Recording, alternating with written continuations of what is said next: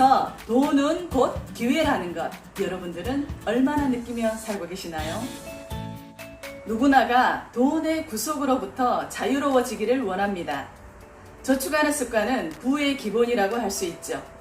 기본을 다지기 위해서는 먼저 자신의 현재 상황을 분석하고 점검해야 합니다.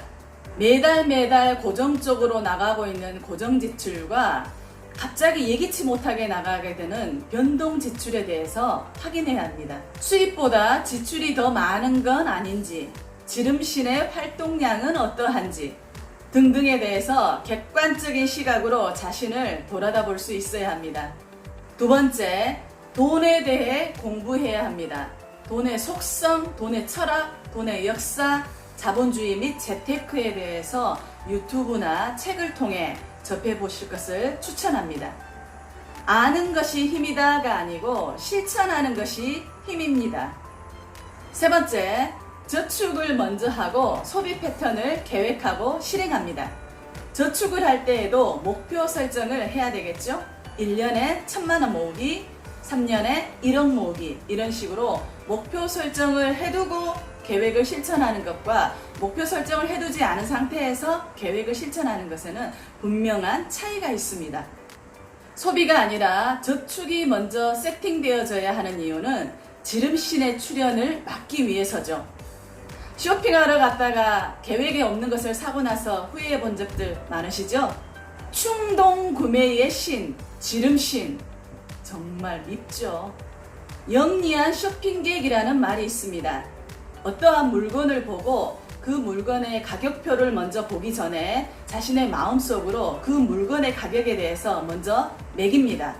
그런 다음에 물건의 가격표를 보고 나서 자신이 생각했던 금액과 너무 맞지 않으면 그 물건을 포기하고 그 상황에서 빠져나오게 됩니다. 그러한 것을 영리한 쇼핑객이라고 하죠.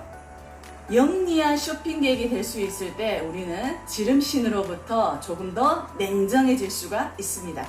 네 번째, 돈의 쓰임과 목적에 대해서 사용처를 분명히 밝힙니다. A 통장은 예비비 통장, B 통장은 아이들 학자금 통장, C 통장은 저축 통장, D 통장은 노후연금 통장, E 통장은 가족여행 통장, 이런 식으로 통장마다 각각의 사용처와 목적을 두면 그 돈에 대해서 헛되게 쓰지 않고 또 투명하게 관리할 수가 있습니다. 다섯 번째, 자산 관리는 3분법으로 합니다. 부동산 투자, 채권, 주식, 펀드, 금에 투자하는 것, 그리고 저축, 이것입니다. 보도 셰퍼의 돈이라는 책에 보면 이런 얘기가 나옵니다. 자신의 지출의 3배를 저축해서 경제적 에어백을 마련하고 자산을 관리할 때는 40대, 40대, 20의 비율로 투자하라고 합니다.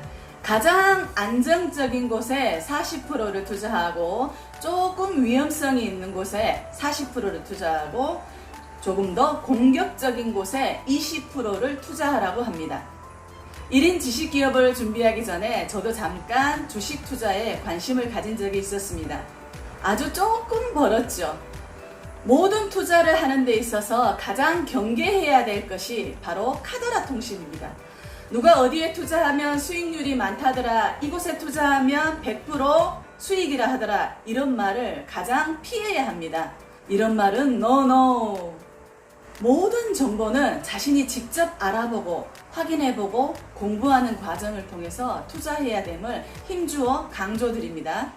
정리하겠습니다. 자본주의 사회에서 돈이라는 것은 우리가 하고 싶은 욕구에 날개를 달아줍니다. 그러기 위해서는 저축하는 습관을 가져야 됩니다.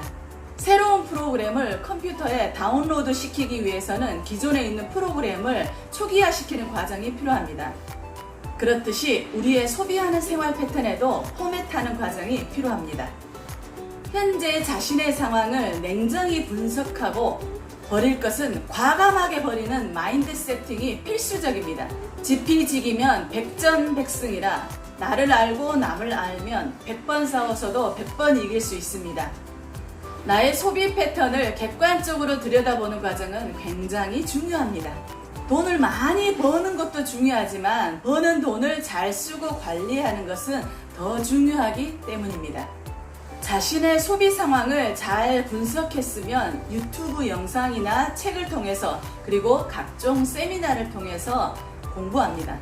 아는 것이 힘이 아니라 실천하는 것이 힘이다라는 사실을 늘 기억해야 합니다. 공부 단계를 거쳤으면 저축 지도를 그립니다.